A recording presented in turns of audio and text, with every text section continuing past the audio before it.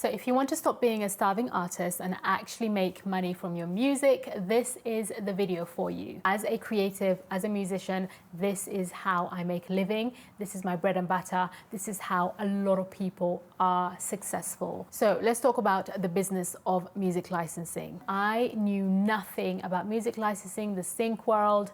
I knew nothing of it. I just wanted to be an artist or a songwriter. That's all I thought were, those are the only options I thought were open to me.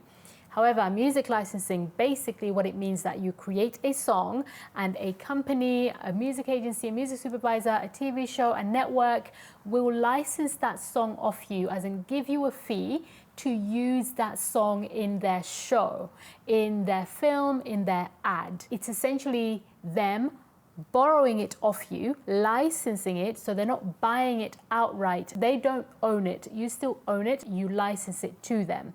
They give you a fee for using your music in their show. These licenses vary in length. It could be in perpetuity, or it could be for a few years. And then if they want to continue using your song, especially in ads, they can renew, or they just, if they don't want to, then they stop using it. But when it is in a show like Grey's Anatomy, they can use it. It is in there in perpetuity. That doesn't mean that your song cannot go in another TV show. So I've had some songs that have been in Grey's Anatomy and have been in The Rookie and have been in The Good Doctor. So one particular song was placed in 3 different TV shows, and another was placed in 2 different TV shows, right? So it's an endless usage of your material. And each time it gets placed in a new show or an ad, you get paid, even if it's the same song. The way you get paid when it comes to fees, the way you get paid is that you have a master fee, a publishing fee, and a royalty fee. Those are the 3 pillars of where you can earn money as an artist. And it has made many people very rich. It really has. So the master is the full song. And if you are an artist or you own part of the master, you get paid there. The publishing fee is for the songwriters. If you wrote that song, you get a cut of that publishing fee, and then you get royalties as well, right? If you own part of that song, any part of that song, you will get royalties as well. Then also, depending on the contract that you have signed with your publisher, you will split that fee that you get with your publisher, depending on the splits that you've agreed. Additionally, you split that fee again with your co-writer. So for example, if a song gets placed in a show that pays 10,000 to place that show, your co-writer, if you have any, will get paid their share and you will get paid your share. The share you get paid is what you split with your publisher. So they will get 10,000, I will get 10,000, right? Because whatever they get paid or whatever I get paid, they get paid. It has to be equal. And then with royalties, you have to make sure that your music is registered with a performance rights organization. So in the UK, that would be PRS, PPL. They collect all the royalties for us to ensure that we get paid our money. And in the States, BMI, ASCAP, and various others that I am not aware of, but there are many. Each country has their own, but also the UK, for example, can collect overseas royalties for their UK-based artists. Registering your music ensures that it is protected, it's a copyright, and it ensures that you get paid every time your music is played. You don't miss out on any money. So how do you get your music placed in these TV shows and these ads? You can do it on your own. First things first, you can do it independently. You can pitch to music libraries, you can pitch to music supervisors, and you can go it alone and figure it out that way. A lot of people, however, have music publishers, or they have labels, or they have a sync agent that is pitching their music on their behalf. So when you work with a publisher, you write the songs, you send it to your publisher, and they will pitch your music to different music supervisors and different TV shows. They will pitch it wherever is relevant. That is the job of your publisher, and your job is to write.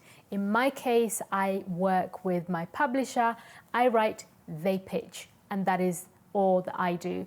I also release my music, and they're not necessarily involved in that part. They are focused on getting me those placements in the shows and the films. They're focused on getting me the best opportunities. They work my music. They are how I earn my money, basically. And then some people will pitch directly to the music supervisors, especially if you have contacts, if you have connections, you can pitch directly to the music supervisors. And if they like your music, if they think it fits the project that they're working on, they will place your music. As an individual, you can also submit to music libraries. So things like Epidemic Sounds, you can submit your music to them. They will categorize it. They will put it where they feel it goes within their library, and the people with projects, music supervisors, TV networks, they will then scour through the library to find the appropriate music for their projects. That's the basics of how it works. If I'm being honest, the most successful people work with music publishers. In my particular case, my publishers set up all my sessions. They find the people for me to write with, the producers for me to work with, and I just show up and write the best material that I can and submit that, and then they do the rest of the work. I'm responsible for building the brands that I write under, for releasing music, and just creating the best work for them to be able to work. They represent my catalog, and I just build that catalog. The key strategies that helped me grow to this point is diversification, consistency, working with the right people, networking with the right people, and owning my publishing, owning my material. Without those four, for me, it would have been a struggle. And I think it pretty much is the same for other people. As a sync person, I write under 3 projects at the moment, and I could add another one.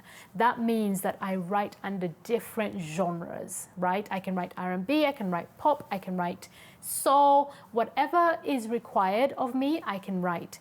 In that way, I'm also very creative. It allows me to be creative and explore.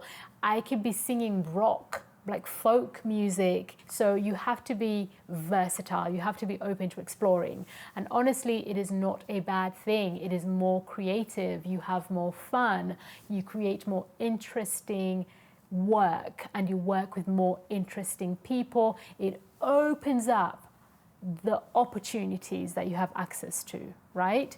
You may find yourself in a TV show that you never thought would be suited to you if you stuck to one genre. So diversify, diversify, diversify. Closely connected to that is to be consistent in creating high quality music, in building your catalog. Stay working, even when it's quiet, even when you're not getting placements, you have to continue working. You have to continue listening to new music, listening to different styles, being inspired, watching shows, not fully, maybe you're just watching them to listen to what kind of music is being placed, looking at ads and listening to what kind of music is being placed in those ads.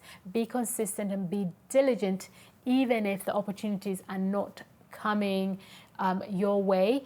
It's an industry that's up and down, it's up and down, up and down. So being consistent and diversifying and staying on top of the beat, on top of the trends, is really going to help you. Next is the networking aspect of things. I'm lucky enough that I work with a publisher, right? But again, building relationships with the people that you work with, having good work relationships, good friendships is going to be really helpful to your journey. People are going to want to work with you. People are going to request to work with you again. That's really, really important. It is quite a small industry as much as it's getting competitive and more people are joining, the key hitters, the people who are continuously getting placements, are all connected. They all know each other. So building your relationships and being a good person, networking, is going to be key to your success. Finally, owning your publishing. If you do not own anything, you cannot get paid. Do not sign away your publishing. Do not sign away your master. Do not sign away your rights. Always make sure you co-own. You have splits in, you have shares in this work that you are creating. Full transparency, success in this field is a long game. A song you wrote 3, 4, 5, 10 years ago could get placed 10 years later, right? No song is a waste. You never know when the opportunity is going to present itself. It's a long game. It is not a get rich quick scheme, right? But it is a path to success, and it is a viable career. And when I say it's a long game, it doesn't mean that you're going to wait 10 years before you get your placement.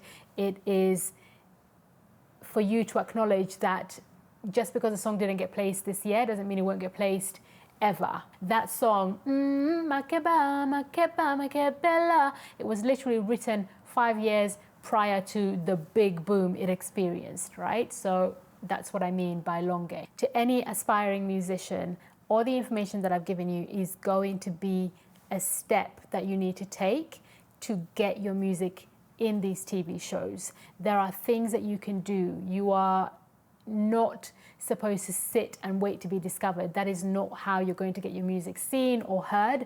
You have to take actionable steps. The advice I've given you is one sure way to go about it. To round up, do your research into music supervisors, sync agents, music libraries, and send them your music. Create high quality music, consistently good music, on-trend music, music that is true to you. Also, create music that you enjoy. Just because one trend is working, it doesn't mean it's necessarily right for you. So create music that you enjoy and research the key stakeholders, the music supervisors, send them your music. If you look at the TV show credits or the movie credits, it has a list of all the people involved in that production, and it will have the music supervisor's name. Add them on Instagram, add them on LinkedIn, reach out to them anyhow that you can, but network, network, network. Go to these events that are open, go to panels where these professionals are giving talks, and put yourself forward. You have to be forward moving and you have to take action. And finally, understand the business. Learn. Research. Google will tell you a lot. Where you don't know, you're unsure, ask questions.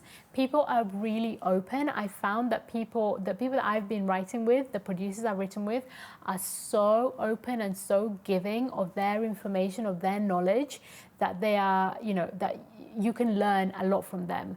Nobody's secretive about their knowledge. But Google, again, is your best friend. You can do a lot of research on your own and just stay hungry for knowledge, stay hungry for success, and be consistent, and you will get there. It is honestly a godsend. It is like, it's a unicorn within this creative industry. So if you have the talent and you are willing to work, then yeah, it's possible for you. Just don't get played for a fool. You have rights, and retain your rights. That brings me to the end of this video. Be sure to like and subscribe to my channel if you enjoyed this video. Comment below what other topics you would like me to talk about within the music industry, within this industry. If you have any questions, let me know and I will endeavor to get you some answers. I hope it was a useful video, and I will see you in the next one. Bye.